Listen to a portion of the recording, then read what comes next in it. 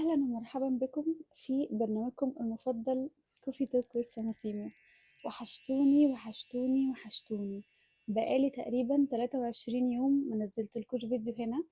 ففي ناس هتكون عارفة ليه وفي ناس هتكون مش عارفة ليه، اللي متابعني على قناتي التانية اللي هي قناة الفلوجات الروتينات المشتريات، حاجات كتير قوي، بنعمل حاجات كتير مختلفة وبنزل عليها تنزيل شبه يومي. لو مش بنزل لكم كل يوم فبنزل يوم او يوم لا. هسيب لكم القناة بتاعتي هنا، روحوا اعملوا اشتراك هناك عشان تشوفوا كل حاجة انا بنزلها.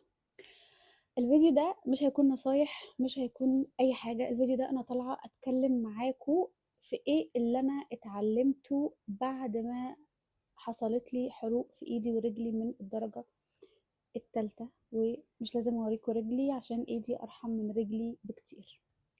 الفيديو ده هيكون بجد بجد مفيد ليكوا، ايا كان انتوا عندكم كام سنة، ايا كان بتمروا بايه في حياتكم، فالفيديو ده هيكون مفيد ليكوا جدا. هنتكلم في حاجات انا ما كنتش واخدة بالي منها خالص. في حاجات كتير اتعلمتها في 20 يوم بس، لان اللي حصل ده حصل من 20 يوم تقريبا. بجد بجد هقول لكم انا ايه اللي اتعلمته لما حصل لي الحروق دي. فقبل ما نبدأ الفيديو ما تنسوش تشتركوا في القناة وتعملوا لايك وتروحوا تشتركوا في قناتي التانية، ويلا بينا نبدأ.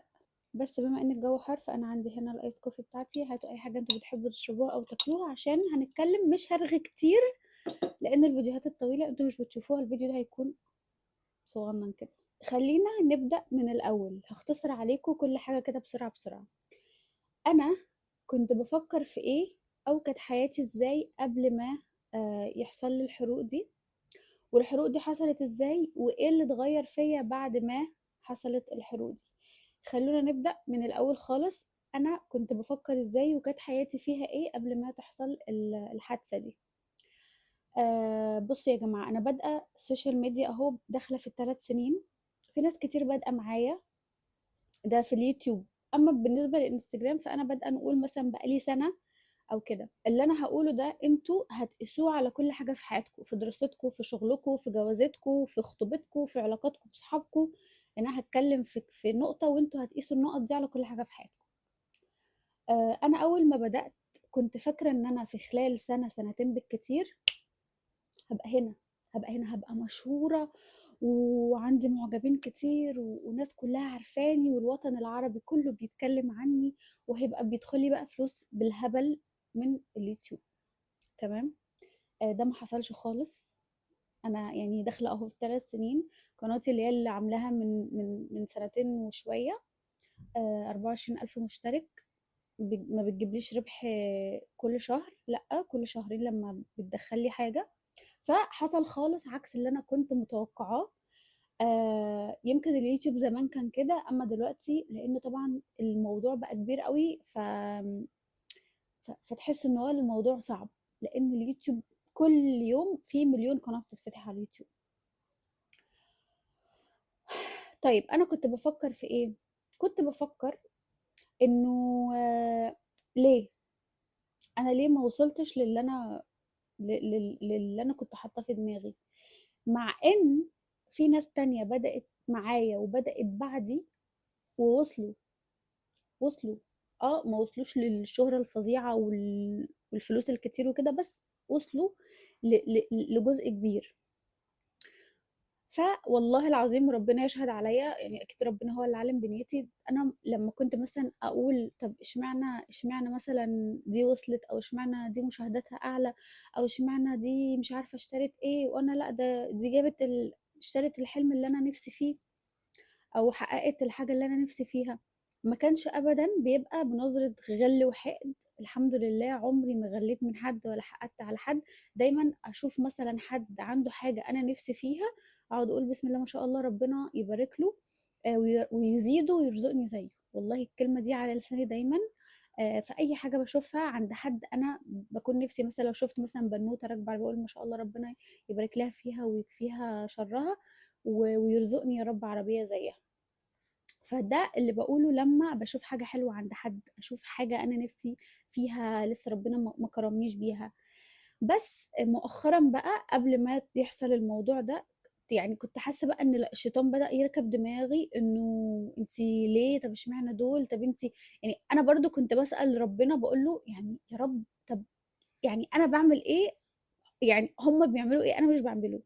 بادئين مع بعض مثلًا نفس المحتوى، في ناس بادئة بعدي، في ناس بدأ قبلي بحاجات بسيطة أوي، نفس المحتوى، نفس كل حاجة، يمكن مثلًا باشوف نفسي أشطر منهم مثلًا في الmontage، أشطر منهم في المواضيع، أشطر منهم إن أنا الناس بتحبني أكتر، فاهمين قصدي؟ وكنت أقول لربنا الناس دي بتعمل إيه أنا ما باعملهوش، يعني الناس دي أنا مقصّرة في إيه؟ والله يا جماعة كنت أقعد أقول يا رب طب أنا مقصّرة في إيه؟ طب يا رب ادّيني إشارة أكمّل والّا خلاص ده مش طريقي ودي مش سكتي؟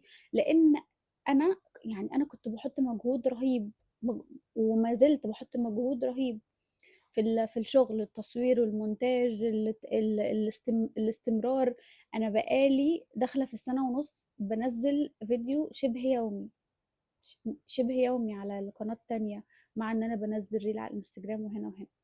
المهم يعني يا جماعة ان انا كنت بسأل ربنا الناس دي بتعمل ايه عشان تعديني، وانا إيه اللي ناقص، الحلقة المفقودة فين، انا بعمل ايه غلط، طب ايه اللي المفروض اعمله. انا لما كنت مثلا ابص لحد اقول طب ماشي، ابص اللي هو مثلا بتعمل إيه مثلًا عشان أحسّن من نَفْسي، عشان أطوّر من نَفْسي، لمّا كنت أبُص على حد، فكنت بابُص في النقطة دي، طَب مثلًا إيه الفيديو اللي عنده بقى كويس، فممكن أنا أعمل مثلًا حاجة شبهه، فده يطلع على ده، أنتم فاهمين قصدي؟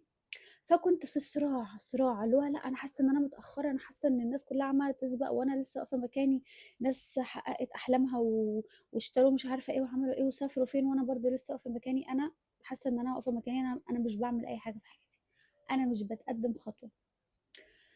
ده كان تفكيري، وكنت مخنوقة جدًا، وكنت ضاغطة نفسي جدًا، وكنت يعني كده طول الوقت كده حاسة إن أنا مش هانجح، إن أنا مش هابقى حاجة في يوم من الأيام. ده كان تفكيري وده اللي أنا كنت بافكّر فيه، وده اللي كان مضايقني قبل ما آآ يحصل كده. تاني نقطة بقى ده حصل إزاي، الموضوع باختصار عشان مش هاقعد أحكي تاني، أنا حكيت بالتفصيل الممل على القناة التانية لو عايزين تروحوا تشوفوا الفيديو، إن أنا نسيت طاسة الزيت على النار وشِلتها ما هي وهي مولعة فوقعت على إيدي ورجلي، عملت لي حروق من الدرجة التالتة، أنا كنت فاكرة إن هي من الدرجة الأولى، في ناس على الإنستجرام قالت لي لأ دي درجة تانية، بس أنا لمّا كلمت الدكتور قال لي دي درجة تالتة. زي ما أنتم شايفين كده لسه في التهابات في إيدي ورجلي يعني. المهم ده الموضوع باختصار، كنت عايزة أطلّعها برّه باب الشقة فوقعت على إيدي ورجلي. طبعًا ده لمّا حصل يعني بُصّوا أنا صباعي ده ما بيتحركش، باقفل إيدي كلّها ده زي ما أنتم شايفين كده، مش قادرة. إيه يا حبيب ماما.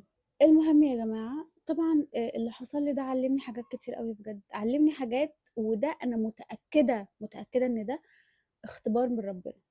أو إن ربنا بيقول لي أنتِ بقى مش راضية ومستعجلة على رزقِك وعلى أحلامِك وعلى طموحاتِك وما أعرفش إيه، طب أنا بقى هابعت لِك اختبار وهاخلّيكِ ما تبقيش قادرة تمسكي المعلقة تاكلي ولا تملي لِك كوباية مَيّة، وهاخلّيكِ المواعين تقعد في الحوض باليوم وبال2 عقبال ما تتغسل، وهاخلّيكِ مش قادرة تقومي من على السرير، هاخلّيكِ مش عارفة تلبسي الكوتشي وتنزلي، هاخلّيكِ تتحرمي من الخروج، هاخلّيكِ مش عارفة تلبّسي بنتِك الpampers، هاخلّيكِ مش عارفة تلبّسي بنتِك هدومها، يعني بُصّي هاحرمِك من حاجات كتير أنتِ كنتِ شايفاها ولا حاجة، هاعرّفِك قيمة كل حاجة أنا كنت رازقِك بيها، وهاعرّفِك قيمة كل نعمة أنا أنعمت عليكِ بيها بأبسط الحاجات، عشان ما تستعجليش على حاجة تاني، عشان كل حاجة أنا بابعتها للبني آدم في الوقت المناسب.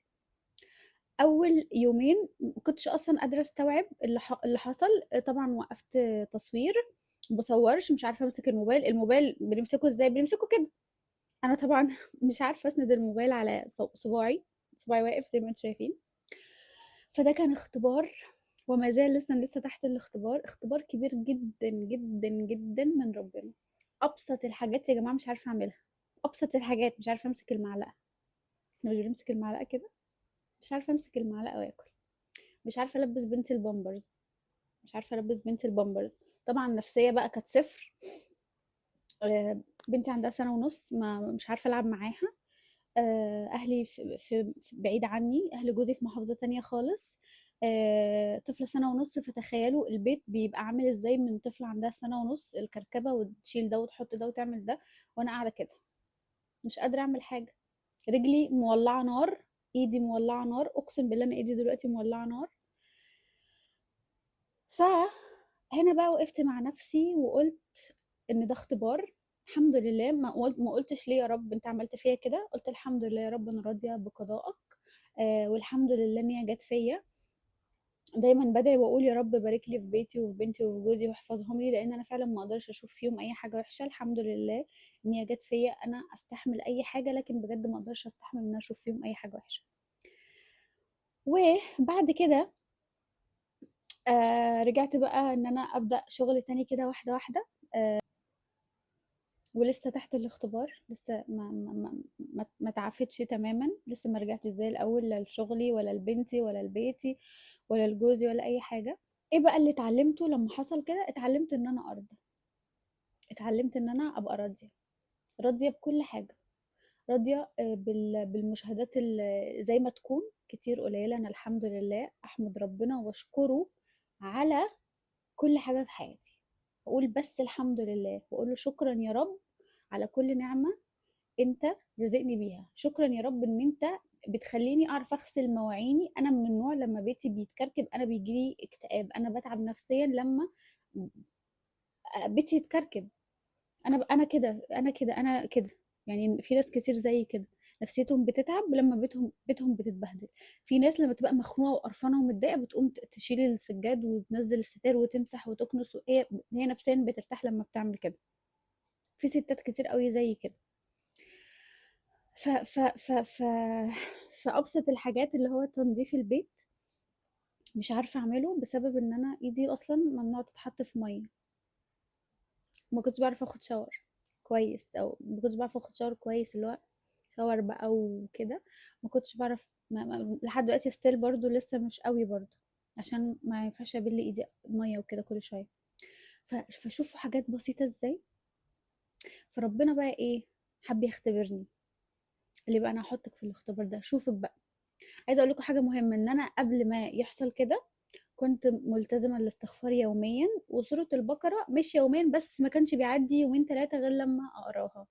مش لازم كلها، كنت بس لازم اقرا فيها. يعني قولوا مثلا اقرا فيها اي حاجه مش اقل من اول 10 صفحات. عمل فيا كده عشان ربنا بيحبني، عشان ربنا عاوزني ابقى راضيه وابقى مبسوطه و... وما بصش اقول ده سبق وده ما سبقش، ده حقق وانا ما حققتش، ده نجح وانا ما نجحتش. طب انا بعمل ايه؟ طب هو بيعمل ايه؟ طب اشمعنى ومش اشمعنى والكلام ده كله. فزي ما قلت لكم اتعلمت ان انا الحمد لله. ولما اتعافى خالص واي حاجه في حياتي هقعد اقول الحمد لله، هقعد اشكر ربنا على ان انا بعرف اغسل مواعيني، ان انا بعرف البس بنتي البامبرز، ان انا بعرف اعمل يعني انشر، ان انا حاجات يا جماعه، حاجات. يعني لو انتوا متخيلين انا بتكلم في ايه؟ انا بتكلم في تنظيف البيت، بتكلم في تنظيف البيت. نعم، دي كلها نعم، ان انت بتنظفي بيتك وتنشري غسيلك ومش عارفه تعملي ايه وتمسحي الارض وتمسكي المكنسه بايدك. دي كلها نعم ربنا انا انعم علينا بيها واحنا مش حاسين بيها. انه في ناس، يعني مثلا انا كنت الاول ابقى مضغوطه اقول ايه ده شغل البيت ما بيخلصش ومش عارفه ايه. انا دلوقتي بتمنى ان انا ارجع امسك المكنسه تاني وانضف الارض، بواقي الاكل اللي بنتي بتعملها، وانضف الارض من الحاجات اللي وقع عليها على السجاده. انتوا متخيلين؟ او عشان المخدات واقعه وفي هدوم عايزه تتنشر وفي هدوم عايزه تتطبق. يعني بعيط عشان انا مش قادره ان انا اعمل كده. بجد والله العظيم بجد. فشوف احنا قد ايه في نعم كتيره جدا من ربنا. بس انا مبسوطه، مبسوطه ان ربنا حطني في الاختبار ده. مبسوطه ان ربنا فوقني للحاجات الحلوه اللي في حياتي اللي انا ما كنتش شايفاها. مبسوطه اكتر ان انا ما سالتش ربنا ليه. انا كنت قلت الحمد لله. الحمد لله ان هي جت على قد كده، الحمد لله ان هي ما جاتش في حد غالي عليا، الحمد لله ان هي جت فيا انا. قضاء، قضاء اخف من قضاء. الحمد لله ان هي جت على قد كده، ما كانتش حاجة أكبر من دي. على الأقل دي الواحد الحمد لله قدر يستحمل. إنه بفكركم إن انتوا تحمدوا ربنا. آه، يعني في ناس بتبقى عايشة في زي مثلا عندها أمراض صعبة، عندها لا قدر الله عيب مش عارفة ايه، ايديها حصل لها حاجة فحصل لها، انتوا أكيد فاهمين أنا أقصد ايه. وبس كده يا جماعة. يعني بجد مش عارف حاسة، أنا حسيت إن أنا بجد عايزة أفتح الفيديو معاكم وأحكي لكم وأقول لكم إن قد إيه كان في حاجات كتير في حياتي أنا مش حاسة بيها. ابسط النعم زي ان احنا بس ننضف المكان اللي احنا قاعدين فيه، مش اكتر من كده. لو اقول لكم بقى اخرج ولا فسح ولا معرفش ايه، لا، ننضف بس المكان، نفرش ملايتنا. فالحمد لله الحمد لله. بحمد ربنا وبشكره، وهحمد ربنا وهشكره اكتر واكتر لما ان شاء الله اخف كده خالص. وبس كده يا جماعة. يعني اكتبوا لي مثلا المواقف اللي حصلت لكم شبه كده، وزي ما يكون اختبار ليكم وعرفتوا غلطكم فين. وهل انتوا يعني بتعرفوا ان دي رسائل من ربنا ولا لا؟ يعني انا بالنسبه لي دي رساله من ربنا. فاكتبوا لي مثلا ايه الحاجات اللي حصلت معاكم شبه كده، ما كنتوش راضيين وربنا مثلا بعت لكم اختبار وفهمتوا ان دي رساله من ربنا. وبس كده يا جماعه، وان شاء الله اشوفكم يوم الجمعه الجايه. باي باي.